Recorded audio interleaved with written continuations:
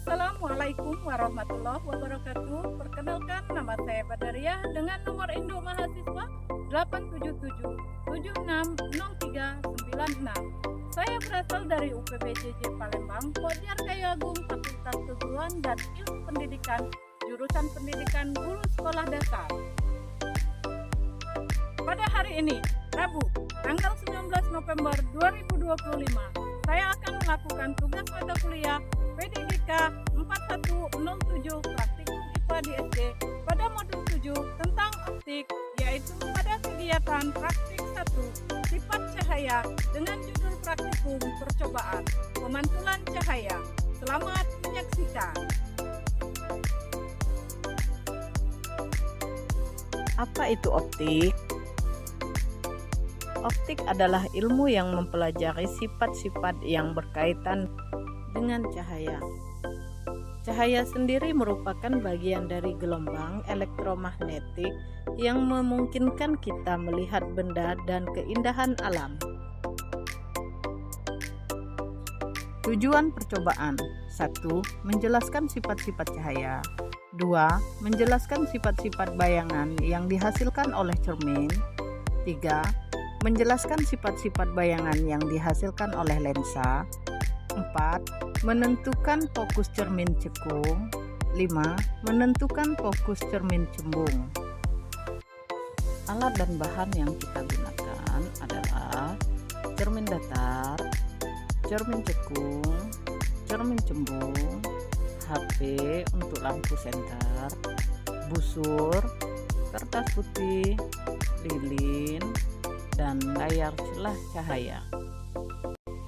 Langkah percobaan pertama, pemantulan cahaya pada cermin.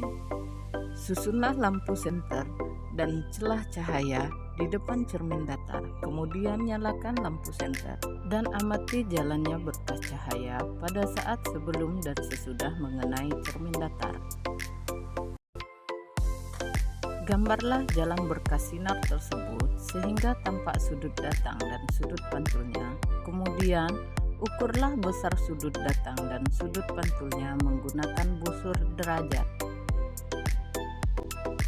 Hasil menunjukkan besar sudut yang dihasilkan adalah 30 derajat. Jadi, dapat disimpulkan sudut datang sama dengan sudut pantul sesuai dengan hukum pemantulan. Selanjutnya, letakkan dan nyalakan sebuah lilin di depan cermin datar dan amati bayangannya. Catatlah sifat-sifat bayangan yang dibentuk oleh cermin datar tersebut. Hasil bayangan pada cermin datar bersifat maya tegak dan sama besar dengan bendanya. Selanjutnya, pemantulan cahaya pada cermin cembung. Susunlah alat seperti susunan alat berikut. Nyalakan lilin dan amati jalan berkas cahaya pada saat sebelum dan sesudah mengenai cermin cembung. Hasil menunjukkan bahwa cermin cembung memantulkan sinar cahaya menyebar atau divergen, dan bayangan yang terbentuk selalu bersifat maya tegak dan diperkecil. Selanjutnya, pemantulan cahaya pada cermin cekung. Pertama, susunlah alat seperti susunan alat berikut.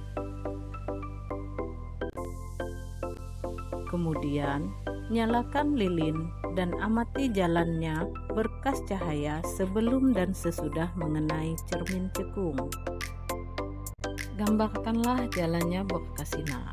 Catatlah sifat bayangan yang dibentuk oleh cermin cekung tersebut.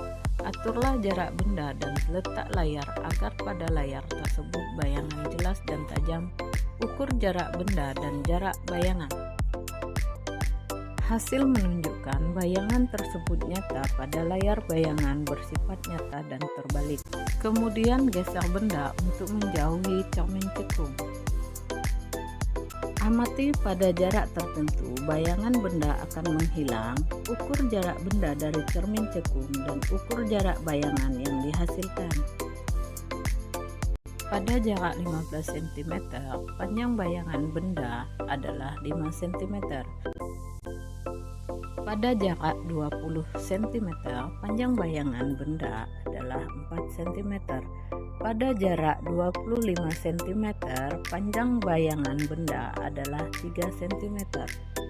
Hasil menunjukkan semakin jauh benda dari cermin cekung, maka akan semakin kecil bayangan yang dihasilkan. Dengan kata lain, jarak benda tersebut sama dengan jarak fokus cermin cekung. Ketika bayangan menghilang, berarti bayangan berada jauh dari titik fokus cermin cekung.